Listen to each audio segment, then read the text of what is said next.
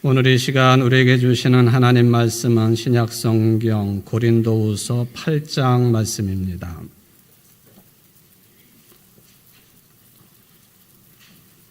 고린도후서 8장 7절부터 15절까지 말씀을 봉독해 드리겠습니다. 오직 너희는 믿음과 말과 지식과 모든 간절함과 우리를 사랑하는 이 모든 일에 풍성한 것 같이 이 은혜에도 풍성하게 할지니라. 내가 명령으로 하는 말이 아니요 오직 다른 이들의 간절함을 가지고 너희의 사랑의 진실함을 증명하고자 함이로라. 우리 주 예수 그리스도의 은혜를 너희가 알거니와 부유하신 이로써 너희를 위하여 가난하게 되심은 그의 가난함으로 말미암아 너희를 부유하게 하려 하심이라. 이 일에 관하여 나의 뜻을 알리노니 이 일은 너희에게 유익함이라. 너희가 1년 전에 행하기를 먼저 시작할 뿐 아니라 원하기도 하였은즉 이제는 하던 일을 성취할지니 마음에 원하던 것과 같이 완성하되 있는 대로 하라. 할 마음만 있으면 있는 대로 받으실 터이요 없는 것은 받지 아니하시리라. 이는 다른 사람들은 평안하게 하고 너희는 곤고하게 하려는 것이 아니요 균등하게 하려 함이니 이제 너희의 넉넉한 것으로 그들의 부족한 것을 보충함은 후에 그들의 넉넉한 것으로 너희의 부족한 것을 보충하여 균등하게 하려 함이라. 기록된 것 같이 많이 거둔 자도 남지 아니하였고 적게 거둔 자도 모자라지 아니하였느니라. 아멘. 이는 하나님의 말씀입니다. 오늘도 예배에 참여하고 말씀을 받는 여러분들 모두에게 돌보시는 하나님의 은총이 충만하시기를 주의 이름으로 축원을 드립니다. 요즘 몸이 아프면은 안 됩니다.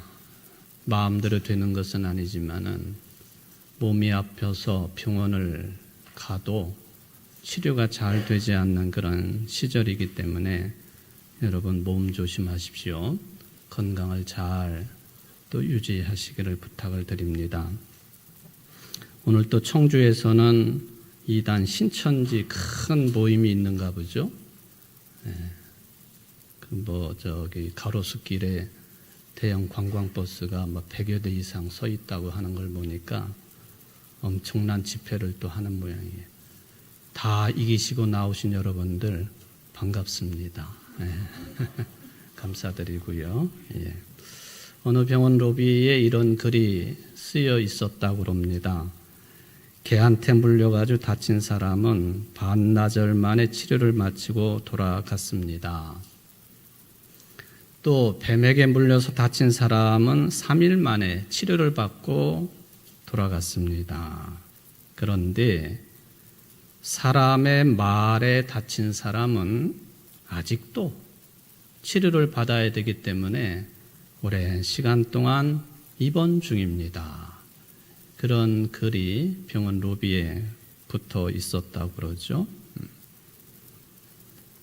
그래서 이스라엘 사람들은 그게 예수님의 나라이고 또 오늘 편지를 쓴 바울의 민족인데 5살 때부터 성경을 가르치기 시작하면서 가장 중심이 율법의 내용인데 이 토라인 율법을 가르칠 때에 가장 먼저 서둘러서 안내하는 것이 바로 사람의 말에 대한 7가지 계명을 가르친다고 그렇게 알려져 있습니다. 항상 연장자에게 발언권을 먼저 준다. 다른 사람 이야기 도중에는 절대 끼어들지 않는다. 말하기 전에 충분히 생각한다. 대답은 당황하지 말고 천천히 여유 있게 한다. 질문과 대답은 간결하게 한다. 처음 할 이야기와 나중에 할 이야기를 구분한다. 잘 알지 못하고 말했거나 잘못한 것은 솔직하게 인정한다. 이런 내용들을 5살 어린 아이들에게서부터 율법을 안내하면서 가르치기 시작을 한다는 거죠. 이 같은 유대인들은 말을 참 잘합니다. 그것도 아주 끊임없이 말을 하는 민족으로 알려져 있는데, 아마도 이렇게 성경을 배우면서 동시에 이 사람의 말에 대한 이런 가르침도 받기 때문에 그럴 수도 있겠다 하는 그런 생각을 해보게 됩니다. 사실 우리는 아무 생각 없이 말할 때가 참 많죠. 꼭 이것저것 재고 말을 하라 그런 개념은 아니겠지만은 깊이 생각하고 충분히 생각하고 말을 할 줄 아는 훈련이 우리에게는 좀 부족한 것이 아닌가 하는 그런 생각을 해보죠.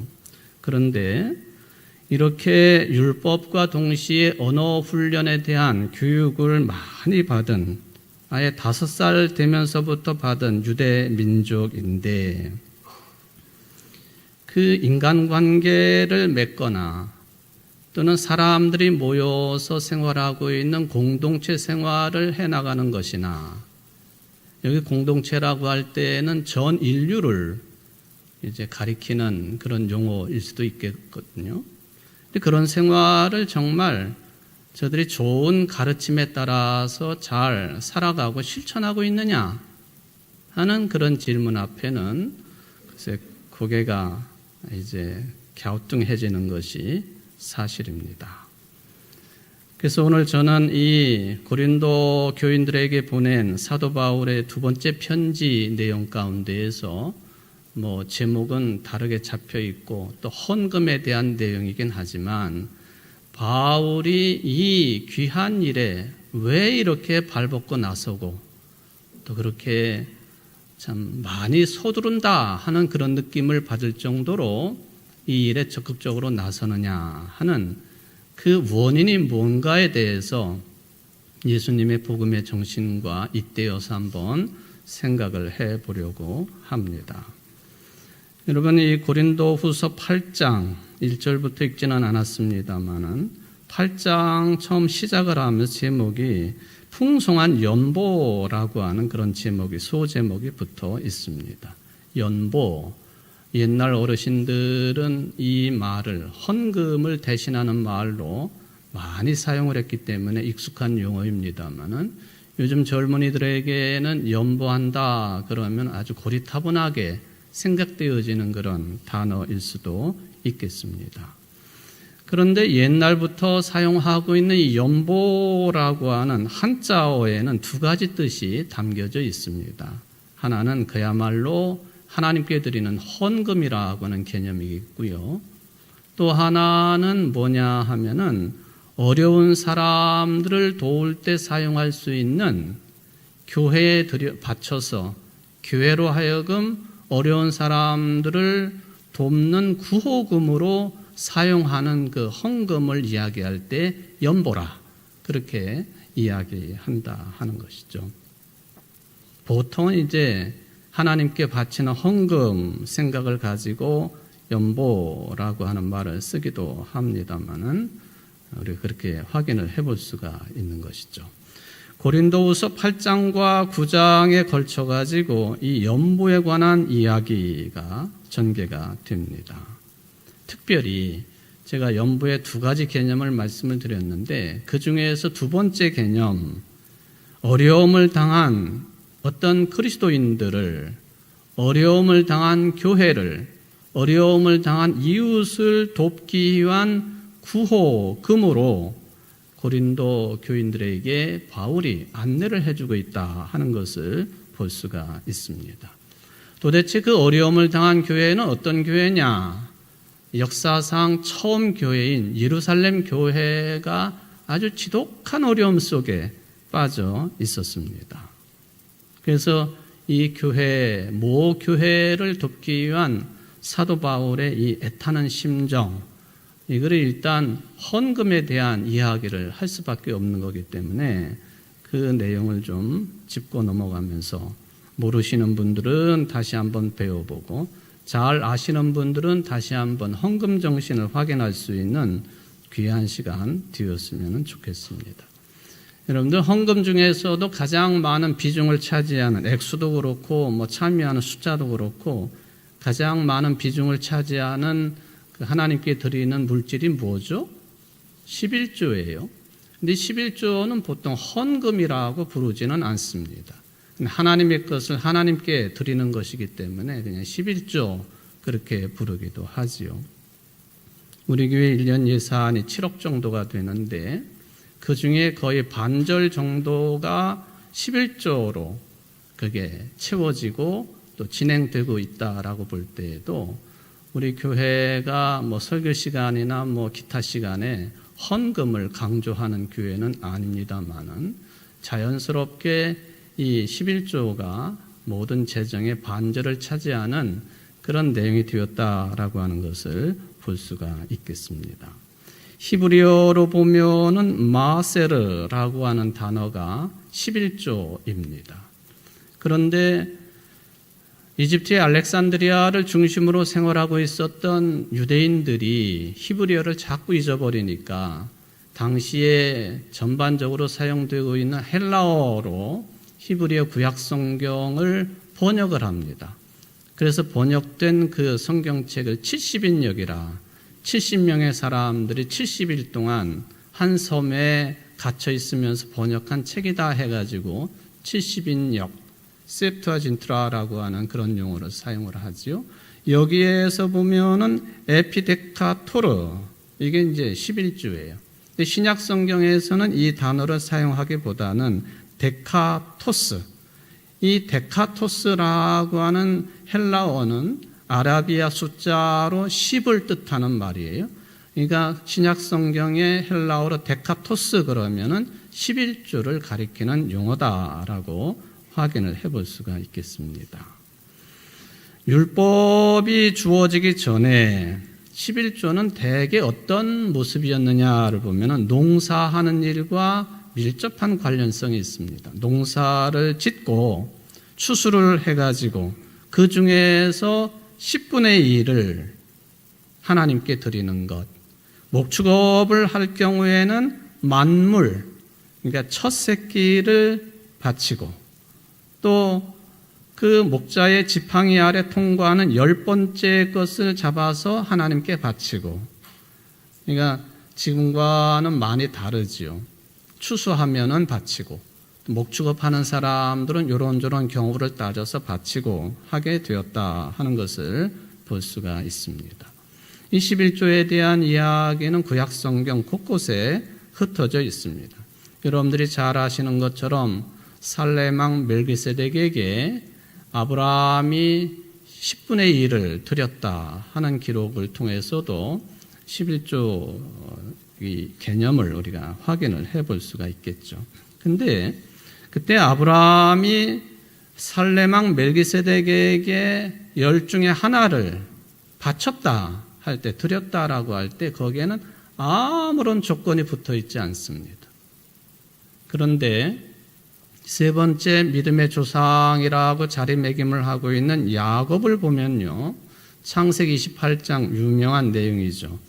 20절로 22절에 보면은 야곱은 이렇게 소원하였다. 하나님께 저와 함께 계시고 제가 가는 이 길에 저를 지켜주시고 먹을 것과 입을 것을 주시고 제가 안전하게 저희 아버지 집으로 돌아가게 해주시면 주님이 저의 하나님이 되실 것이며 제가 기둥으로 세운 이 돌들이 하나님의 집이 될 것이며 하나님께서 저에게 주신 이 모든 것에서 열의 하나를 하나님께 드리겠습니다. 나를 지켜주시고 먹고 입게 해주시고 안전하게 해주시고 아버지의 집으로 돌아가게 해주시면, 그러면 당신이 내 하나님이 될 것이고 내가 기둥으로 세운 이것이 하나님의 집이 될 것이고 즉 베델이 될 것이고, 그리고 저에게 주신 모든 것에서 열의 하나를 하나님께 드리겠습니다. 이거는 조건부가 붙어 있어요. 내가 잘 되면, 내가 살아있으면, 내가 평안해지면 하나님 이렇게 하겠습니다 하는, 아브라함이 드린 열의 하나하고 야곱이 드린 약속한 열의 하나는 개념이 다르다 하는 것을 볼 수가 있죠. 그러다가 이제 율법이 주어지고 그리고 나서 레위기나 신명기서 등등을 읽어보면은 이제 율법의 명령, 지시로 11조를 드려야 된다고 기록이 됩니다.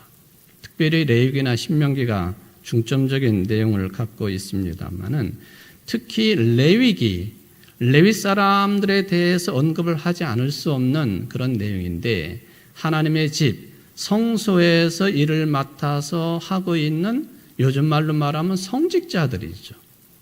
그런 그 일들, 제사에 관한 일들이 집중적으로 레위기에 기록이 되어 있는데 11조를 왜 드리느냐?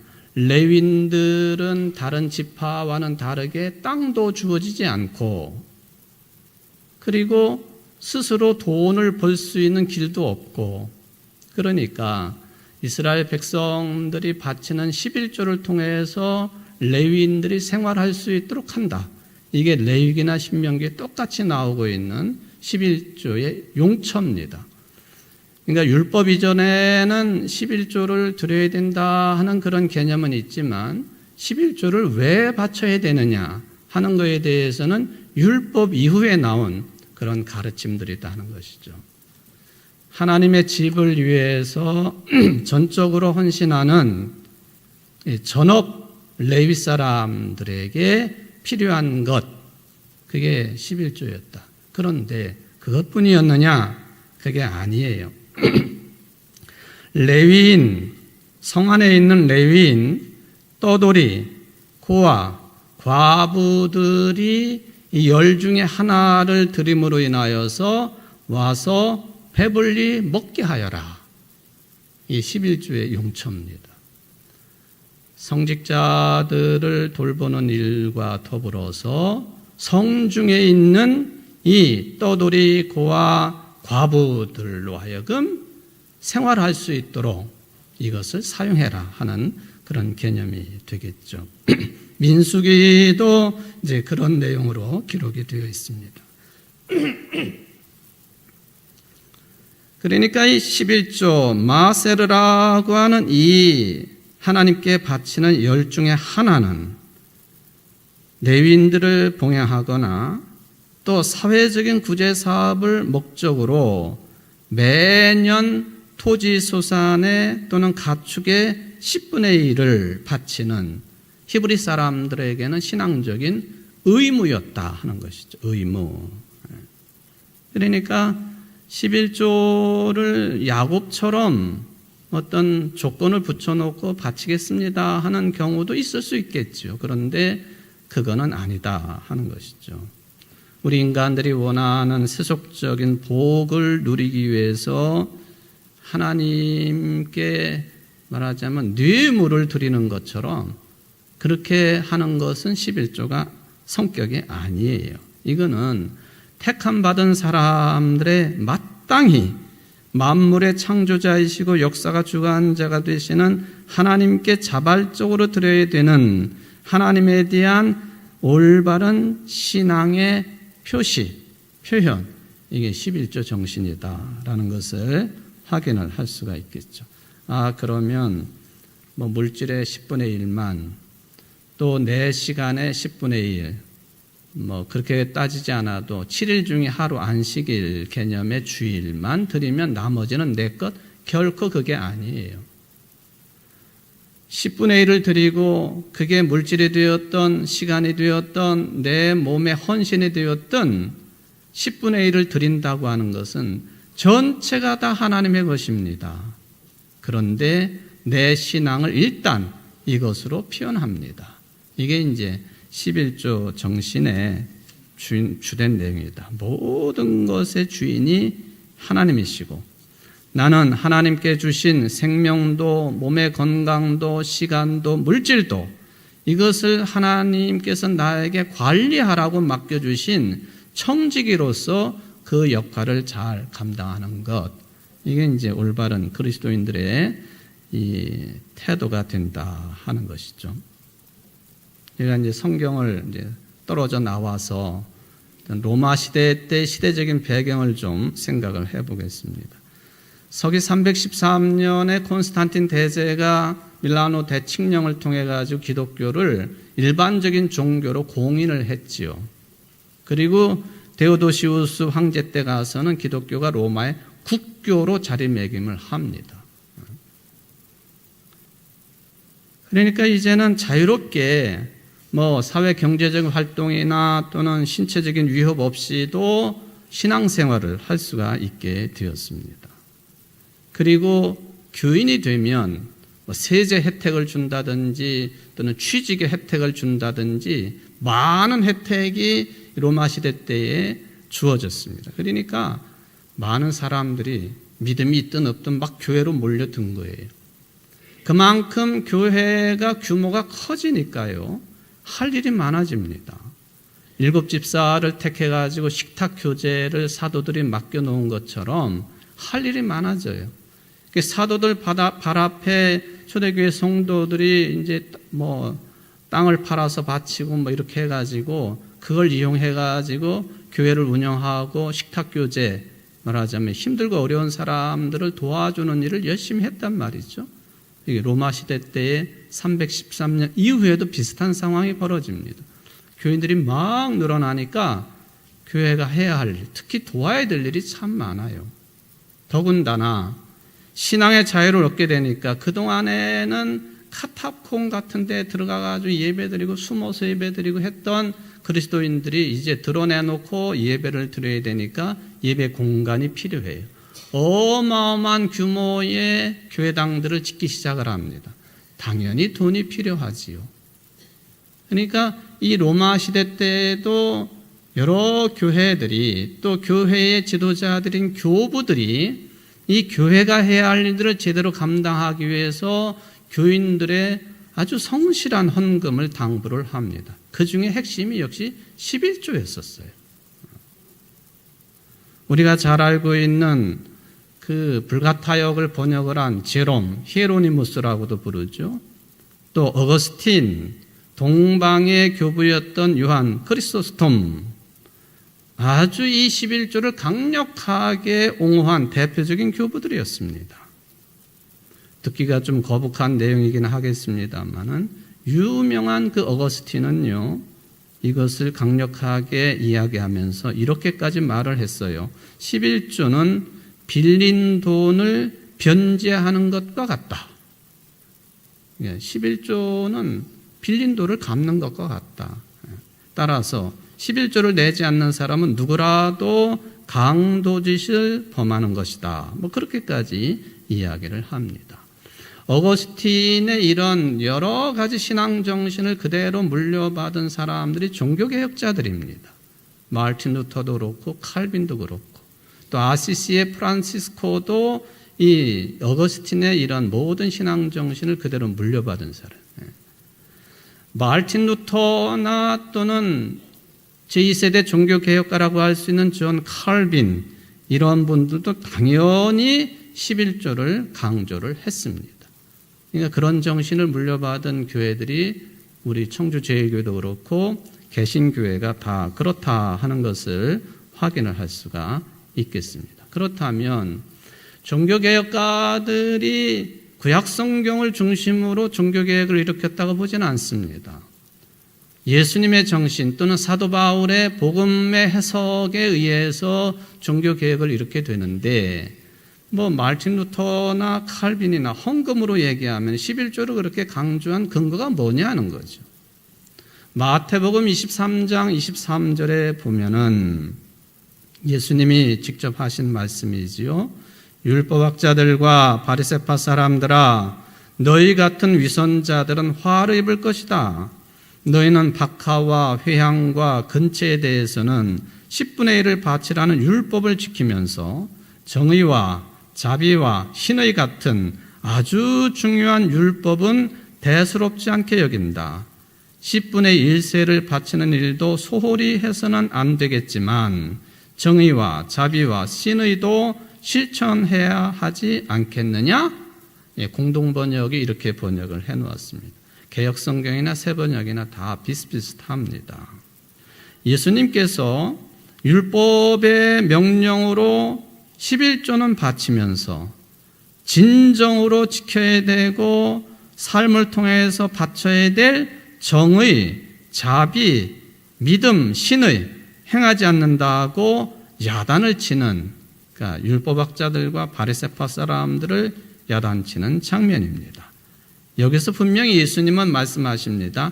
이것도 행해야 되고 저것도 행해야 된다. 정의와 자비와 신의도 마땅히 행해야 되지만은 11조도 드려야 된다. 이게 예수님의 정신이에요. 그러니까 마르틴 루터도 그렇고 칼빈도 그렇고 11조를 드리는 것에 대한 강조를 무던히 했다라고 하는 것을 볼 수가 있습니다. 만약에 어떤 사람이 아무리 많은 11조를 드린다 할지라도 가장 큰 계명이라고 할 수 있는 신명기서 6장 4절 말씀 말하자면 정의와 자비와 신의를 저버린다고 한다면 의미가 없다 하는 거예요. 또 정의와 자비와 신의를 잘 살아요. 11조를 드리지 않는다? 그것도 어긋나는 일이다. 예수님의 말씀을 이것도 저것도 다 행해야 된다고 하시니 우리는 그 말씀을 그렇게 받아들일 수가 있겠습니다. 결국에는 11조라고 하는 것은요, 하나님을 사랑하는 마음, 또 하나님께 감사하는 마음, 즉 사랑과 믿음이 이 11조의 핵심적인 정신입니다. 사랑하니까 드릴 수 있는 것, 믿으니까 드릴 수 있는 것. 오늘 이제 사도 바울이 예루살렘 교회가 어려울 때에 이 교회를 돕자고 강력하게 권면하고 권고하는 그 정신 속에는 교회들, 교인들이 바치는 이 11조가 많은 비중을 차지하고 있었다라고 하는 것을 우리는 분명하게 짚어야 될 것입니다. 도대체 예루살렘 교회는 왜 어려워졌을까요? 바울이 활동하던 당시에 예루살렘 지역이 아주 지독한 흉년이 들었었습니다. 한참 됐던 이야기. 이런 내용들이 아주 치명적인 환란이었기 때문에 로마의 역사책에도 이 내용이 기록될 정도로 예루살렘을 중심으로 한 팔레스틴 땅에 지독한 흉년이 들었다는 거예요. 또 다른 이유가 있습니다. 정말로 현실적인 이유인데요. 스데반 집사가 복음을 전하다가 유대인들에 의해 돌에 맞아 순교를 당하잖아요. 그것은 물론 땅 끝까지 이르러 내 증인이 되라고 하신 예수님의 명령을 따를 수밖에 없는 그런 문제가 일어난 거죠. 다 흩어져야 돼요. 예루살렘에만 있을 수가 없어요. 팔레스틴 땅에만 머무를 수가 없어요. 끝까지 가야 돼요. 그래가지고 그 다음에 탄생된 교회가 수리아의 안디옥 교회죠. 거기는 이방 지역입니다. 스데반이 죽고 난 다음에 예루살렘에 모여서 신앙생활을 재밌게 알콩달콩하고 있던 그리스도인들이 핍박이 가해지니까 흩어졌습니다. 교인들이 팍 줄어든 거예요. 헌금도 당연히 줄어들지요. 이 두 가지가 예루살렘 교회가 당하게 된 어려움이었습니다. 그래서 바울이 자기가 개척한 교회들을 중심으로 캠페인을 벌인 거예요. 우리의 모교회 아니냐? 예루살렘 교회, 우리의 어머니 교회가 어려움을 겪고 있으니 이 교회를 우리가 헌금을 통해서, 즉 연보를 통해서 도와야 되지 않겠느냐. 이 일을 먼저 시작한 교회가 고린도 교회였습니다. 고린도 교회는 아가야 지방의 수도죠. 그러니까 큰 항구 도시인 고린도 지역에 세워진 고린도 교회 교인들이 먼저 이 바울의 말에 감동을 받고 연보를 시작한 겁니다. 그런데 중간에 흐지부지 되고 말았어요. 이 고린도 교회와 더불어서 마케도니아 지방에 세워진 대표적인 두 교회들이 이 연보 운동에 적극적으로 참여를 했습니다. 빌립보 교회하고 데살로니가 교회, 지금의 그리스 땅에 있는 교회들이었죠. 그런데 이 마케도니아 교회들은 계속해가지고 연보를 하고 있는데 고린도 교회는 중간에 흐지부지 되고 말았어요. 그 이유가 뭐냐를 생각해 보니까 예루살렘 교회에서 나온 교회 지도자들 중에 고린도 교회 교인들에게 뿐만 아니라 당시에 바울이 세운 여러 교회들의 파송을 당한 건지 스스로 온 건지 모르지만은 와가지고 복음도 전했지만은 바울에 대해서 씹기 시작을 했습니다. 바울이 사도냐? 그거죠. 우리는 예수 그리스도의 복음 시간 3년 동안 함께 했었고 고난도 우리가 지켜본 사람들이고 또한 죽으신 십자가도 본 사람이고 예수님이 부활하셔서 우리가 함께 생활했던 사람들이었는데 어찌 저 사람은 예수 믿는 사람을 핍박했던 사람이 교회를 잔멸하려고 했던 사람이 다메섹까지 쫓아가가지고 예수 믿는 사람들을 죽이려고 했던 사람이 어떻게 사도라 할 수 있느냐. 그래가지고요 바울의 사도 문제를 가지고 계속 문제를 제일 심각하게 영향을 받은 교회가 고린도 교회였습니다. 그러니까 바울의 운동으로 시작된 예루살렘 교회를 돕자고 하는 이 연보 운동이 바울이 사도야? 조카식게 무슨 사도야? 이런 그 분위기 속에서 연보가 중단되거나 주춤주춤했습니다. 바울이 권면합니다.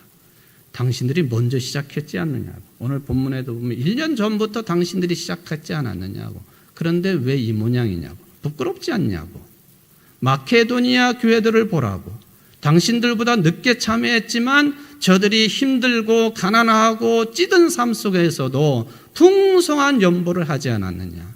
이게 지금 사도 바울이 고린도 교인들에게 일종의 지적이라고도 볼 수 있겠고요. 좀 더 잘하십시오 하고 힘을 북돋아주는 그런 말씀이 되겠습니다. 보십시오. 예루살렘 교회는 바울에 대해서 매우 적대적이었습니다. 처음부터 그랬어요. 전 핍박자였다고. 저 언제 또 저렇게 변할지 모르는 사람. 근데 무슨 다메섹 도상에서 부활하신 예수님을 만났다고 해가지고 이방인의 사도라고 해가지고 떠들고 돌아다니는데 우리 못 믿어. 그러니까 지도자들이 자꾸 와가지고 바울을 괴롭히는 그런 일을 했다 하는 거예요. 그럼에도 불구하고 바울은 이 예루살렘 교회를 돕는 일에 지나칠 정도로 깊은 관심을 가지고 교회들이 행동으로 풍성한 연보로 참여할 것을 권면을 합니다. 어떻게 이게 가능했을까? 바울은 믿음의 사람이지요. 조금 있다가 예수님의 가르침, 또 예수님의 가르침을 받은 사도들이나 그리스도인들을 통해서 어떤 믿음의 영향을 받았는지 그걸 확인을 해볼 수가 있을 것입니다.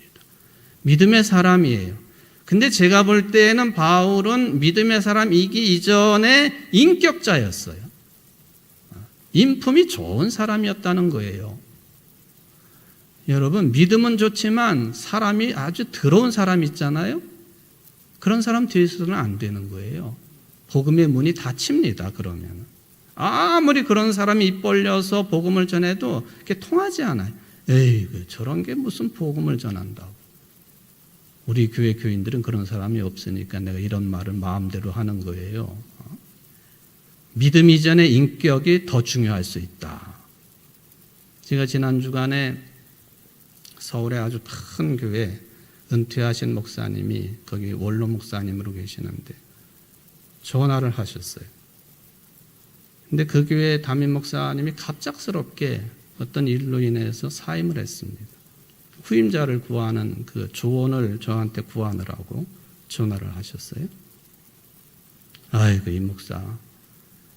우리 교회 장로님들이 키도 크고 잘생기고 목소리도 좋고 또 노래도 잘 부르고 그런 목사를 모셔왔다고. 그런데 실패를 했네. 에휴, 그게 인격이 제일 중요해.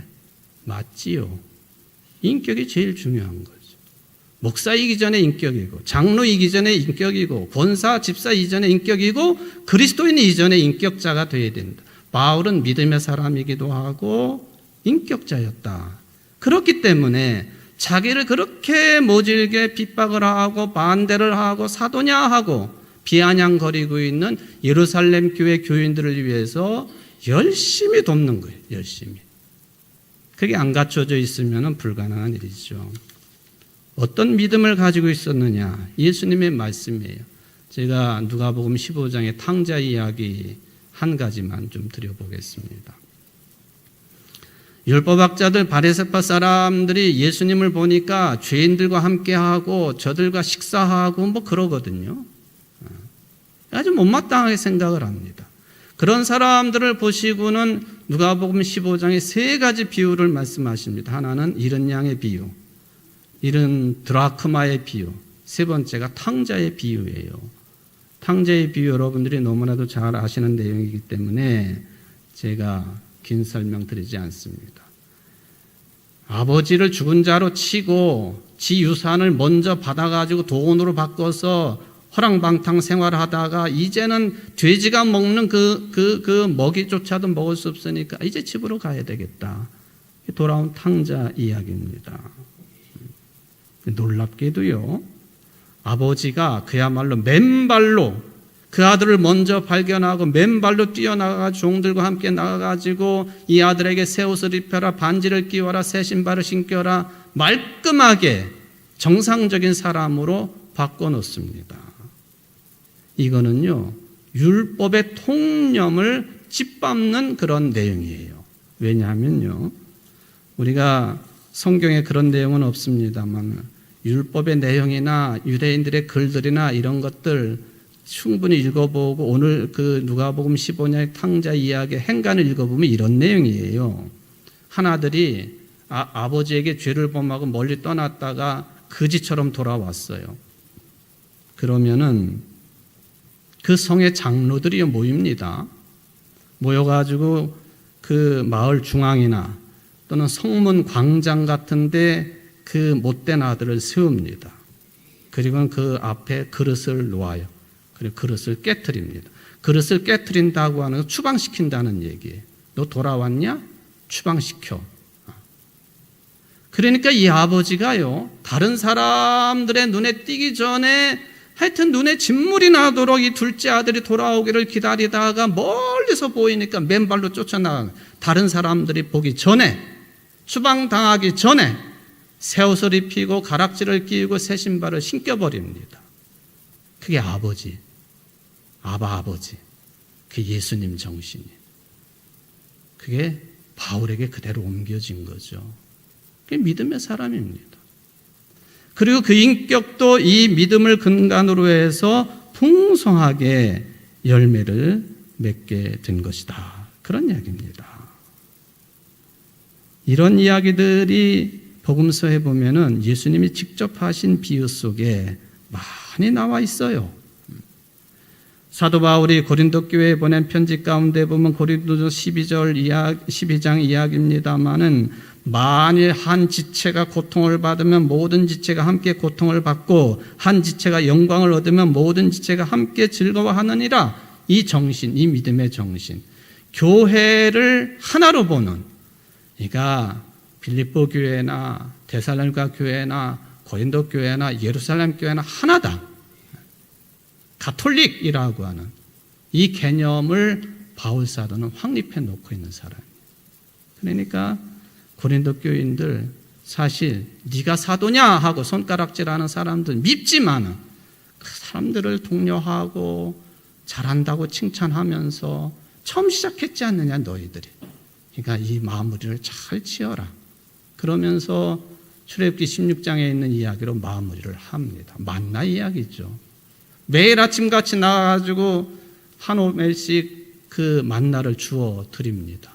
어떤 사람은 많이 주워오기도 하고 어떤 사람은 조금 주워오기도 하고 집안의 환자나 노약자나 그들 것까지도 다 주워와야 되고 그게 불평이 생길 수도 있고 비교가 생길 수도 있는데 참 놀라운 것은 나중에 계산을 해보니까 이게 많이 거둔 사람도 남는 게 없었고 적게 거둔 사람도 부족함이 없이 광야 생활을 하고 있는 출애굽한 이스라엘 민족 전체가 먹을 만큼 거두어졌다. 이게 바울이 하는 말이에요. 남는 것도 없고 부족함도 없는 균등한 세상, 평균한 세상. 이게 바울이 지향하고 있는 세상인데 그게 다 예수님의 복음 정신을 믿는 믿음, 그리고 그 믿음을 바탕으로 한 인격자로서 오늘 이와 같은 권면을 하고 있다 하는 것이죠. 여러분, 톨스토이의 단편 가운데에 사람은 무엇으로 사는가 하고 여러 이야기가 소속되어 있는 단편 소설이 있죠. 1886년 작품인데 그 가운데 한 부분이 사람에게 얼마나 많은 땅이 필요한가 그런 내용이 들어 있습니다. 러시아의 농부였던 파음이라고 하는 사람이 등장을 하는데요. 원래 이게 필요한 만큼만을 가지고 사는 겸손한 사람이었어요. 근데 처형이 찾아왔는데 농부의 삶은 땅만 충분하다면 악마도 두렵지 않다고 호언장담을 합니다. 근데 악마가요, 이 처형하고 이 파음 농부의 대화를 날로 뒤에서 엿들었어요. 그래? 자, 그럼 승부를 한번 내보자. 내가 너에게 땅을 듬뿍 줄 테니까 그걸로 너를 사로잡아 주겠다 하고 악마가 작업을 합니다. 거기 보면은 파음이 근면하게 살기는 했었습니다마는 어느 날 파음이 날이 갈수록 이 소유한 땅에 대해서 불만을 가지기 시작을 했어요. 근데 굉장히 넓은 땅을 거저 다름없이 판다고 하는 비시키르인 유목민의 소문을 듣고는 찾아갑니다. 유목민들이 조건을 내걸어요. 간단해요.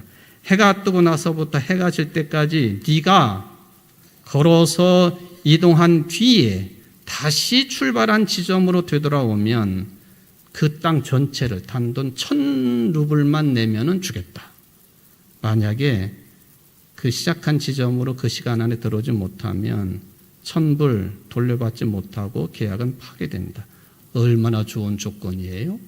파음이 그냥 열심히 나중에는 옷도 다 벗고 신발도 다 버리고 그냥 젖먹던 힘까지 내가지고는 달리기 시작을 했습니다. 그래 겨우겨우 해 지기 전까지 시작한 대로 돌아왔어요. 근데 헥헥거리다가 피토하고 죽어버렸어요. 그래가지고 하인이 이 주인이 묻혀질 무덤을 팝니다. 이 소설이 이렇게 끝이 나요. 농부가 차지할 수 있었던 땅은 그가 묻힌 3아르신, 말하자면 2m 크기만큼이었다. 남는 것도 없고 모자람도 없이. 전 세계 경제 상황도 마찬가지입니다. 여러분들의 개인 삶도 마찬가지고 교회 삶도 마찬가지. 하나님은 그렇게 역사하시는 분, 남에게 피해 주지 않도록 하시는 분. 여러분, 이 믿음과 이 인격이 충만하게 바울처럼 갖추어진 여러분들 되시기를 주의 이름으로 축원을 드립니다. 자비하신 하나님 아버지, 오늘 헌금에 대한 매우 예민한 내용입니다마는 우리가 11조를 드리고 헌금을 하는 이유가 무엇이 있는지요? 예수 그리스도의 마음으로 하나님을 사랑하고 또한 이웃을 내 몸처럼 사랑하기 때문에 드리는 겁니다.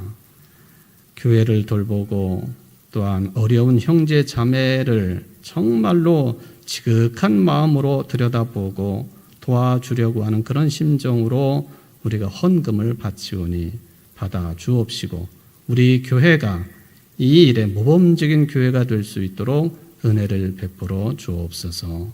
예수님의 이름으로 간절히 기도하옵나이다. 아멘.